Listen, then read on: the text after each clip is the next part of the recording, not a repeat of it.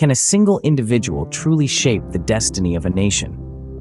As we delve into the history of the Philippines and its 15 presidents, we find that the answer is a resounding yes. Our journey begins with the first president, Emilio Aguinaldo, a revolutionary leader whose ambition was to free his people from Spanish rule. His administration marked the birth of the Filipino Republic, although it ended in American occupation. Next, we encounter Manuel Luis Quezon, the president of the Commonwealth era.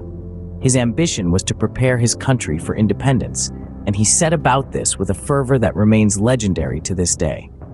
His administration ended abruptly with his death in 1944. Third in line was Jose P. Laurel. Installed by the Japanese during World War II, his ambition was survival amidst the chaos of war. His administration ended with the return of the Commonwealth government.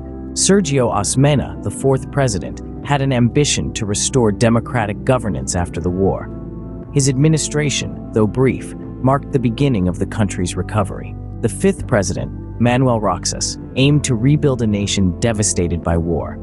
His administration, however, ended tragically with his sudden death in office. Next, we have Elpidio Quirino, whose administration focused on economic recovery, but his term ended amidst allegations of corruption. Ramon Magsaysay, the seventh president, promised to curb government corruption and sought to uplift the lives of the common folk. His administration tragically ended in a plane crash. Carlos P. Garcia followed with a nationalist policy of Filipino first. His administration, however, was accused of being too protectionist, leading to his defeat in the next election.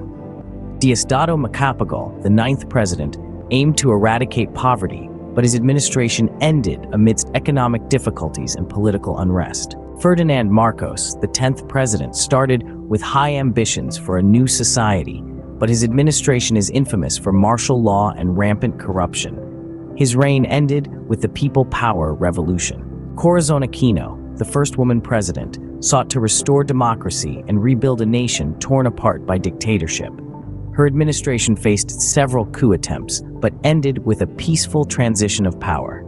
The 12th president, Fidel V. Ramos, aimed to modernize the Philippines.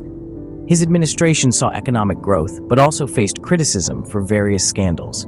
Joseph Estrada, the 13th president, promised to help the masses, but his administration ended prematurely due to a corruption scandal. Gloria Macapagal Arroyo, the 14th president, focused on economic reforms, but her administration was marred by allegations of corruption and election fraud. Lastly, Benigno Aquino III aimed to tread the straight path towards good governance. His administration faced several controversies, but he peacefully handed over power to his successor.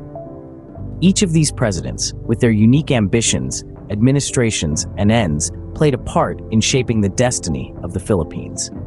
They show us that while an individual can indeed shape a nation's destiny, the true power lies in the collective will of the people.